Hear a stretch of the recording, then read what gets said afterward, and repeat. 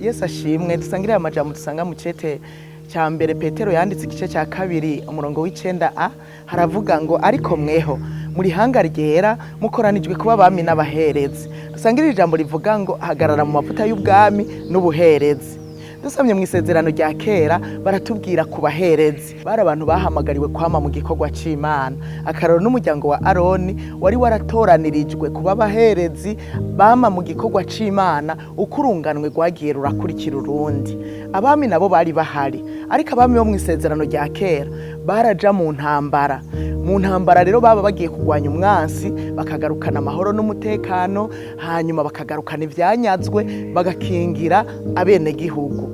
Ariko uyu munsi mu isezerano rishasha turabwiwe natwe ko turabami n'abaherezi, tubihawe na Yesu Kristo nkuko vyanditswe mu byahishuriwe Yohana igice cya mbere umurongo wa 5a gushika ku murongo wa 6 haravuga ngo umwe dukunda yatubohoje ibyaha byacu amaraso yiwe akaduhindura ubwami no kuba abaherezi b'Imana yiwe ni yose icubahiro n'inganji bibi vyiwe ibihe bitazoshira.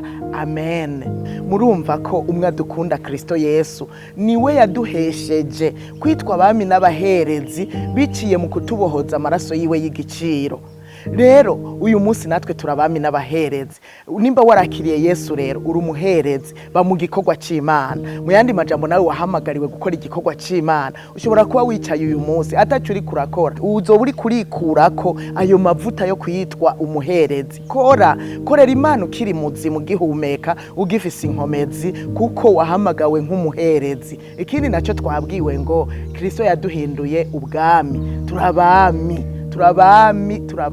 hagarara mu mavuta y'ubwami. Umwami yahamagariwe kurongora ariko akongera agategeka. Mbega urahagaze muri ayo mavuta? Twebwe abakino gihe nitwahamagariwe kugwana intambara izo nyene zo mw'isi, tugwanya abitwaje ibigwanisho bigaragara, ariko twahamagariwe kugwanya Satani n'ibikorwa vyiwe n'ibigerageza agenda tuzanira. Mbega urahagaze muri ayo mavuta? Nagira ndagusabe ngo ntiwiyanjanjwe ko twarahawe ububasha n'ubushobozi na Yesu Kristo bwo kugwanya Satani nawe akaduhunga. None urakenyeye Satani agusiribangisha ibigwari bigeragezo bitandukanye, nawe umwirekereko asiribanga umuryango wawe ubireke, mu kazi kawe ubireke. Haguruka uhagarare muri ayo mavuta, uzana impinduka aho uherereye, kuko ubwo ubasha n'ubushobozi wahawe ni wabwanjanjwako Satani azogusiribanga usange watakaje, kandi tuyahagazemo dushobora kuzana impinduka. Nuko rero bamaso, ubwo ubasha n'ubushobozi ubukoreshe uzana impinduka aho uherereye